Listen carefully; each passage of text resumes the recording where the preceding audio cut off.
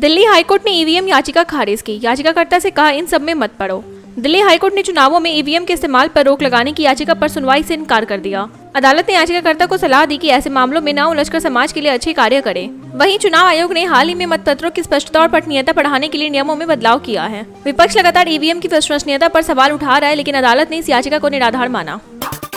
जब तक किसी को फांसी न हो, सुप्रीम कोर्ट जज सूर्यकांत ने मेंशनिंग पर जताई नाराजगी। सुप्रीम कोर्ट में वकीलों ने तत्काल सुनवाई की मांग की तो जस्टिस सूर्यकांत ने सख्त रुख अपनाया। उन्होंने कहा कि जब तक किसी की फांसी न हो, किसी भी मामले को उसी दिन सूचीबद्ध नहीं करेंगे। एक वकील ने मकान नीलामी का हवाला दिया तो जज ने कहा कि जजों के काम और नींद के हालात भी समझिए। उन्होंने चेताया कि केवल आजादी या जीवन दांव पर हो तभी उस दिन सुनवाई की गुहार लगाई जाए।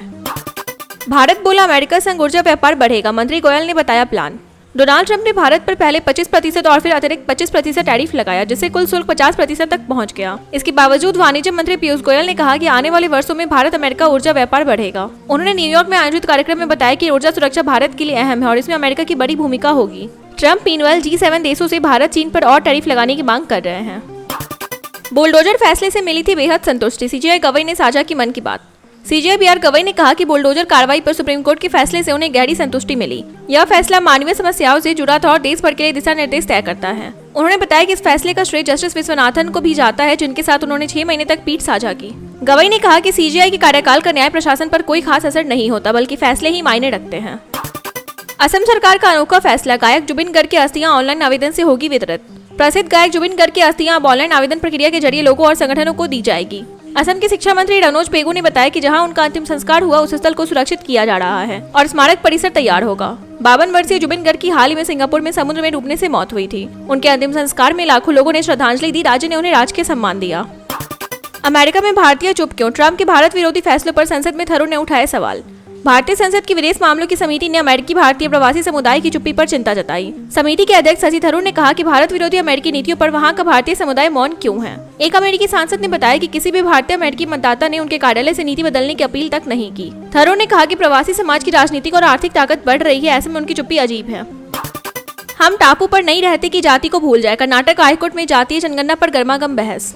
कर्नाटक हाईकोर्ट में जातीय जनगणना को लेकर सुनवाई के दौरान रोचक बहस हुई। सरकार ने इसका विरोध किया और कहा कि इसका राजनीतिक इस्तेमाल किया जा सकता है। साथ ही सवाल उठाया कि एक बार गणना हो चुकी है तो दोबारा इसकी क्या जरूरत है। अदालत में तर्क दिया गया कि जाति समाज की सच्चाई और इसे अनदेखा नहीं किया जा सकता। इस मुद्दे ने राज्य में राजनीति और सामाजिक संतुलन पर नई बहस छेड़ दी है।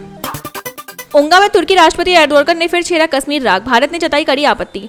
संयुक्त राष्ट्र महासभा के 80वें सत्र में तुर्की के राष्ट्रपति रेसेप तैयब एर्दोगन ने फिर कश्मीर मुद्दा उठाया। उन्होंने कहा कि भारत पाकिस्तान विवाद का समाधान वार्ता और UN प्रस्तावों के आधार पर होना चाहिए। भारत ने इस बयान का कड़ा विरोध करते हुए कहा कि जम्मू कश्मीर उसका अभिन्न अंग है और किसी अन्य देश को टिप्पणी का अधिकार नहीं। एर्दोगन ने युद्ध विराम पर संतोष जताते हुए कश्मीरियों के सर्वोत्तम हित की बात भी दोहराई। सुप्रीम कोर्ट का CBI को अल्टीमेटम, 2 दिन में गिरफ्तार करो वरना हम कार्रवाई करेंगे। मध्य प्रदेश में हिरासत में युवक की मौत से जुड़े मामले में सुप्रीम कोर्ट ने CBI को कड़ी फटकार लगाई। अदालत ने कहा कि आदेश के बावजूद आरोपियों की गिरफ्तारी नहीं हुई तो CBI का क्या फायदा।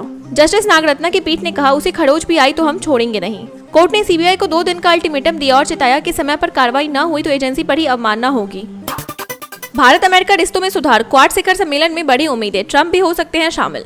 भारत और अमेरिका के बीच व्यापार वार्ता लंबे समय से ठप थी, खासकर रूस से तेल आयात पर अमेरिकी शुल्क बढ़ने के बाद। अब न्यूयॉर्क में हुई बैठक के बाद सकारात्मक संकेत मिले हैं। वाणिज्य मंत्री पीयूष गोयल और अमेरिकी प्रतिनिधियों ने लंबित समझौते को आगे बढ़ाने पर चर्चा की।